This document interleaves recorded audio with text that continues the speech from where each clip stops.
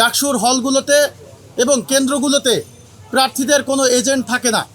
প্রার্থীদের এজেন্ট না থাকা ওই প্রার্থীর ভোটের কোনো নিরাপত্তা নিশ্চিত করতে আমরা মনে করি সেখানে একটি আশঙ্কার জায়গা থেকে যায়। শুধু তাই নয়, 19 সালের ডাকসুতে যে সকল প্রভোস্টরা এই কারচুপি এবং ইঞ্জিনিয়ারিংয়ের সাথে জড়িত ছিল তাদেরকে কোনোভাবেই 2025 সালের ডাকসু নির্বাচনে কোনো রকম দায়িত্বে দেওয়া যাবে না। পাশাপাশি আমরা লক্ষ্য করেছি বিশ্ববিদ্যালয় প্রশাসন থেকে যে সকল আচরণবিধি দেওয়া হয়েছিল, অনেক প্রার্থী অনেক প্যানেল সে সকল আচরণবিধি ভঙ্গ করলেও বিশ্ববিদ্যালয় প্রশাসন এবং নির্বাচন কমিশন তাদের বিরুদ্ধে কোনো ব্যবস্থা গ্রহণ করেনি। আমরা আশঙ্কা করছি আগামীতেও যদি এমন আচরণবিধি লঙ্ঘন করা হয়, তখন যদি তারা এমন নির্লিপ্ত ভূমিকায় থাকে, তখন আচরণবিধি লঙ্ঘনের প্রতিযোগিতা শুরু হবে এবং ডাকসুতে বিশৃঙ্খলা তৈরি হবে।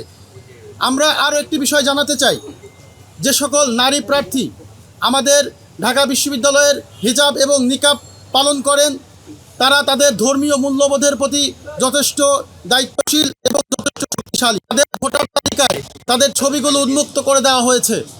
এটা আমরা মনে করি বিশ্ববিদ্যালয় প্রশাসন তাদের ধর্মীয় স্বাধীনতা এবং ধর্মীয় অধিকার ক্ষুণ্ণ করেছে। অনতিবিলম্বে বিশ্ববিদ্যালয় প্রশাসনকে এ সকল নারী প্রার্থীদেরকে ভিন্ন উপায়ে রেজিস্ট্রেশনের মাধ্যমেই তাদের শনাক্তকরণ পদ্ধতি করতে হবে এবং ওয়েবসাইট থেকে তাদের ছবিগুলো ব্লার করে দিতে হবে। আমরা আরও একটি বিষয় জানাতে চাই, আপনারা জানেন 3টি হল মিলে একটি কেন্দ্র বানানো হচ্ছে।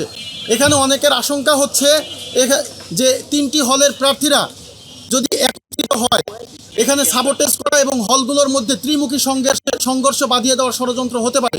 কেননা আপনারা জানেন হলগুলোতে যখন কোনো সমস্যা হয় এক হলের সাথে আরেক হলে বেঁধে যেতে মুহূর্তের সময় লাগে না। ঠিক এই জায়গায় যদি পর্যাপ্ত নিরাপত্তা নিশ্চিত না হয়, তাহলে হলগুলোর মধ্যে ত্রিমুখী সংঘর্ষ বাঁধিয়ে দিয়ে ডাকসুকে বানচাল করার ষড়যন্ত্র হতে পারে। কেননা আমরা বারবার জানিয়ে এসেছিলাম ডাকসু নির্বাচন একাডেমিক ভবনগুলোতে অংশগ্রহণের অনুষ্ঠানের ব্যবস্থা করতে হবে। একাডেমিক ভবনগুলোতে না করে তারা একটি হাইব্রিড মডেল আবিষ্কার করেছেন। এই হাইব্রিড মডেলের মধ্যে শুভঙ্করের ফাঁকি রয়েছে এবং ডাকসু বানচালের ষড়যন্ত্র রয়েছে বলে আমরা মনে করি। শুধু তাই নয়, ওপেন ফিল্ডগুলো যেখানে কেন্দ্র করা হয়েছে সেখানে এখন এমন একটি সময় ভাবসা গরম এবং যে কোনো সময় বৃষ্টি হতে পারে।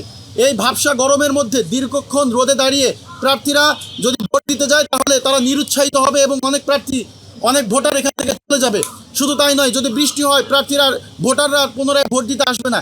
এই জায়গায় ভোটারদের নিরাপত্তা নিশ্চিত করবার জন্য এবং স্বাচ্ছন্দ্যে ভোটদানের বিষয়টি নিশ্চিত করবার জন্য পুরো যেই নির্বাচন কেন্দ্র আছে সেটাকে শামিয়ানার আওতায় আনতে হবে, যাতে রোদ এবং বৃষ্টি প্রতিরোধ করা যায় এবং সেখানে স্ট্যান্ড ফ্যানের ব্যবস্থা করতে হবে, যাতে গরম দূর করে তাদেরকে ভোটারদেরকে নিরাপদে ভোটদানে উৎসাহিত করা যায়।